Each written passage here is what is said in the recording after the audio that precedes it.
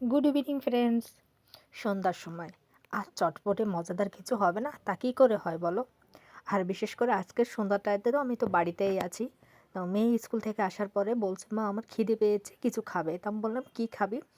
তো ও বলছে, mummy pasta বানিয়ে দাও। তো মজাদার চটপটে পাস্তা নিয়ে চলে এসেছে আমাদের দুজনের জন্য বানিয়ে।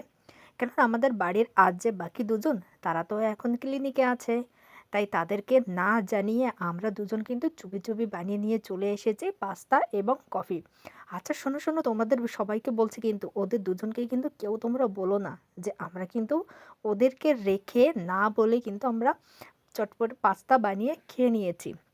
তো ওরা জানতে পারবেও না যে আমরা খেয়ে নিয়েছি, কারণ ওরা আসার আগেও না থালা বাটি যেগুলো আসে সব কিছু কিন্তু ধুয়ে ফেলে একেবারে রেখে দিব। ওদের বলবোও না, ওরা বুঝতেও পারবে না। তো এদিকে দেখো আমার মেয়ে কিন্তু খেতে বসে আমি খাবো, গেছে, তুমি আগে খাও। খাচ্ছে। তো খাচ্ছে আর আমি বলছি, বাবা কেমন হয়েছে? বলছে, মাম্মি খুব সুন্দর হয়েছে। ওর ভীষণ প্রিয় এই জিনিসটা।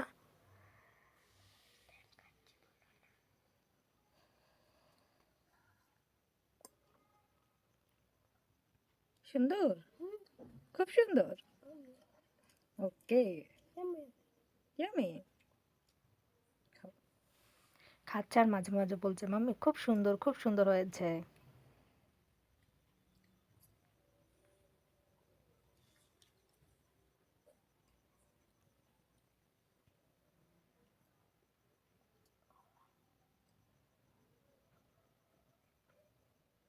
আর আমার মেয়ের একটাই হচ্ছে কি, ও যদি কখনো কোনো জিনিস খায় আগে বলবে, মাম্মি তুমি খাও, তুমি খাও। তো আমি একটু ওর ভিডিও করছিলাম, তো ওদেরকে শুরু করছে, মাম্মি তুমি আগে খাও, তুমি আমি খাও। তাই আমিও ভাবছি তাহলে ওর ভিডিওটা একটু করলাম, তাহলে আমিও এবার একটু খেয়ে নেই। কারণ দেখে না আর লোভ সামলাতে পারছি না, মানে বানিয়ে নিয়ে এসে লোভ সামলাতে পারছি না। আর আমার কিন্তু ভীষণ প্রিয় জিনিসটা। তাই মনিকে একটু ভিডিও করে নিই, এবার আমি কিন্তু বসে গেছি খেতে। তো আমি এদিকে খাচ্ছি আর কফিটাও কিন্তু এনজয় করছি। কারণ এদিকে কফিটাও ঠান্ডা হয়ে যাচ্ছে, তাই এনজয় করছি আমরা। তো তোমাদের কার কার ভালো লাগে এরকম পাস্তার সঙ্গে কফি খেতে?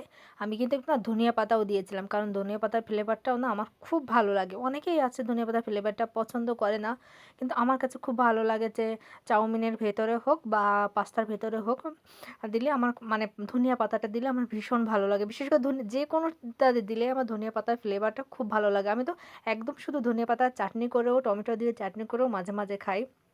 এদিকে কিন্তু একেবারে খারাপ হয়নি, ঝটপট করে বানিয়ে নিয়েছিলাম, কিছু ছাড়াই জাস্ট একটু টমেটো ডিম পেঁয়াজ দিয়েই বানিয়ে নিয়ে চলে এসেছি ঝটপট।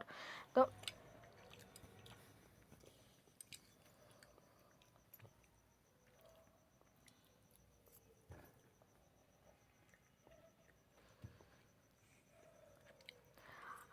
বন্ধুরা, তোমাদের আজকে কার কী টিফিন হলো সন্ধ্যার সময় অবশ্যই কিন্তু একটু কমেন্টস করে জানাবে।